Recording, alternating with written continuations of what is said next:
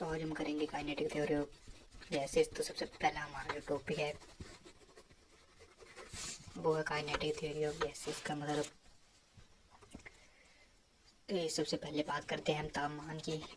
Temperature क्या होता है? तो मान लीजिए आप टेम्परेचर आप नापते हैं कि कोई भी चीज़ कितनी गर्म हुई कितनी ठंडी हुई, तो टेम्परेचर नहीं होता। गैसेस में जो टेम्परेचर होता है मतलब गैसेस एक दूसरे से ठोकरें खा खा कर जो गर्मी पैदा करती हैं, तो इसको हम टेम्परेचर कहते हैं। प्रेशर भी यही होता है कि ये मतलब ठोकरें खा खा कर जो है इस गैस पैदा करती हैं।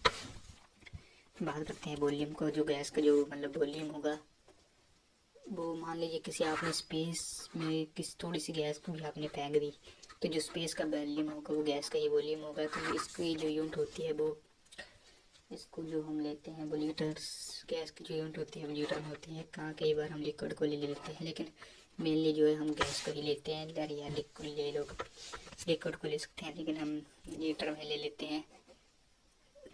इसको सेंटीमीटर क्यूब इसकी जो यूनिट होती है 10⁻6 मीटर क्यूब के बराबर होते हैं। इसको जो याद कर लें।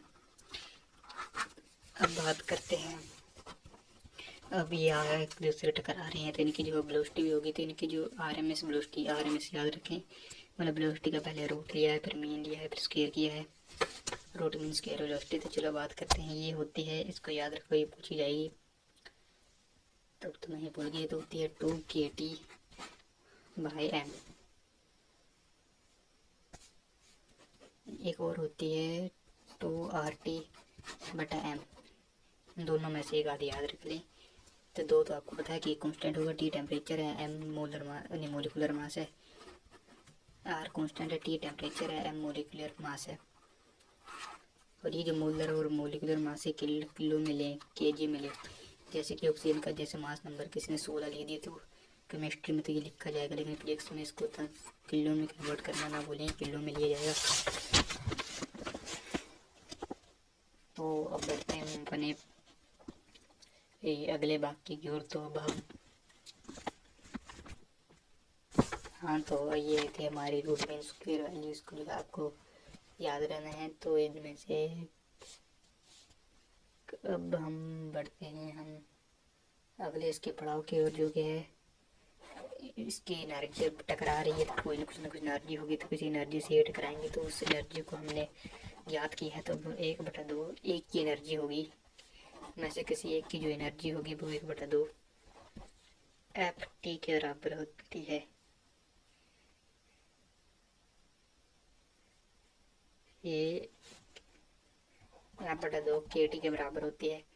अब F होता है डिग्री ऑफ फ्रीडम, मतलब वो कितनी तरीके से अपनी एनर्जी शो कर सकता है।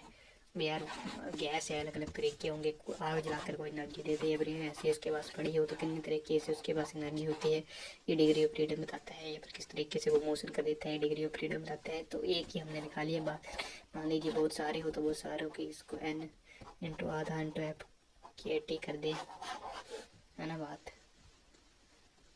10 था नंबर ऑफ मोलिक्यूल्स।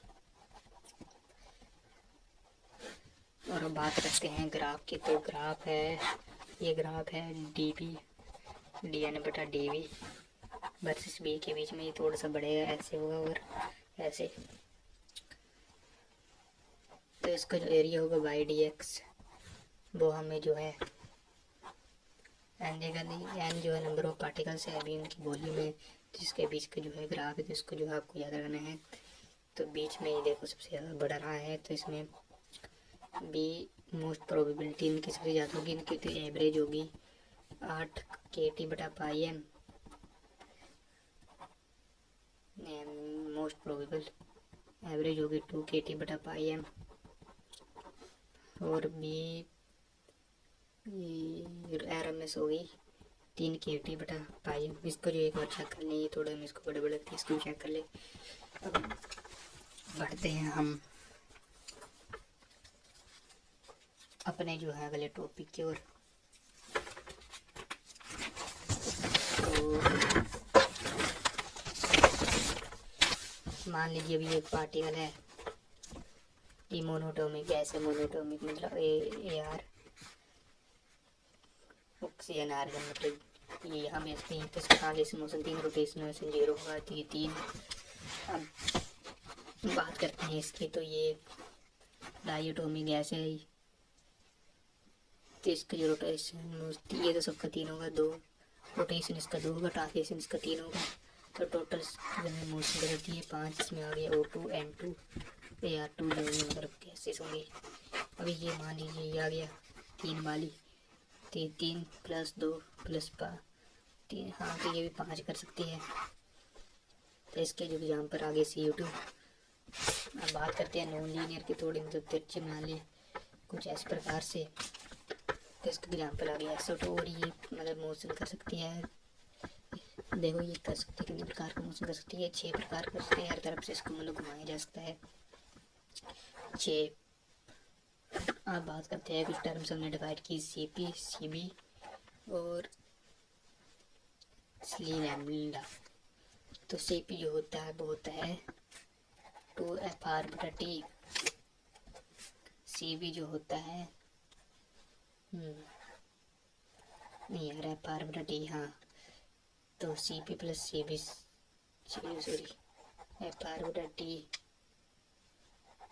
ये होता है 2 plus two by f over r, ये होता है ना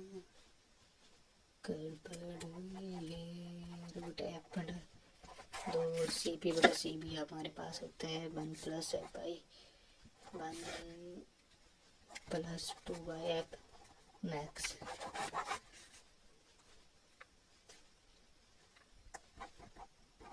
तो बात बढ़ते हैं हम अपने इसके जो है अगले टॉपिक की ओर, जो कि है बहुत आसान और बहुत ही खतरनाक टॉपिक, जो कि है थर्मोडाइनमिक्स की। तो सबसे पहले बात करते हैं सिस्टम की। तो जो सिस्टम होता है वो ओपन होता है, क्लोज होता है, आइसोलेटेड होता है। ओपन मतलब बिल्कुल खुला, कुछ भी यहाँ से आस पास जा सकती हैं चीज़ें। क्लोज मतलब बिल्कुल ही बंद, बिल्कुल ही बंद मतलब ये मतलब खुद तो बाहर नहीं भेजता लेकिन अपने घर में को बाहर भेज सकता है। अब बात करते हैं ओपन क्लोज एडियाबेटिक को की, तो ये मतलब खुद भी बाहर नहीं भेजता और गर्मी को भी बाहर नहीं कर सकता। तो बात करते हैं हम, अब बात करते हैं इंटरनल एनर्जी की। तो बात करते हैं हम न्यूटन के पहले नियम की, सॉरी थर्मोडाइनमिक्स के पहले जीरोथ लॉ की। तो इसका मतलब तैयार 3 सिस्टम है मान लीजिए, अगर ए और बी इक्विलिब्रियम में और ए सी के साथ इक्विलिब्रियम में, तो सी और बी भी आपस में थर्मल इक्विलिब्रियम में होंगे। बात खत्म, यार तो नहीं है। अब बात करते हैं पहले लॉ की। तो पहला लॉ बिल्कुल सिंपल है, डेल्टा है work done plus delta U. मतलब मैंने किसी चीज़ को जितनी हीट दी वो कुछ अपना काम करेगी और कुछ मतलब अपने पास रख लेगी हीट के फॉर्म में, कुछ को अपना काम करेगी और कुछ अपने हीट के फॉर्म में रख लेगी। तो इसमें से डेल्टा यू को बात करें तो आप याद रखें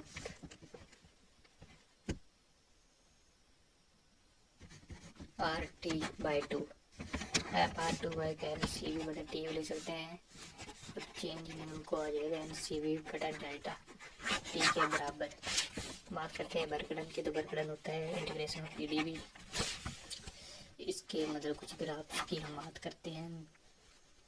तो डी भी तो आपको पता ही है फाइनल माइनस सी बी से, कुछ लोग ग्राफ में गलती कर लेते हैं, पी तो कॉन्स्टेंट रहेगा। बी को देखो, अगर मान लीजिए बी इधर आया तो ये नेगेटिव हो जाएगी क्योंकि यार इसकी तरफ है।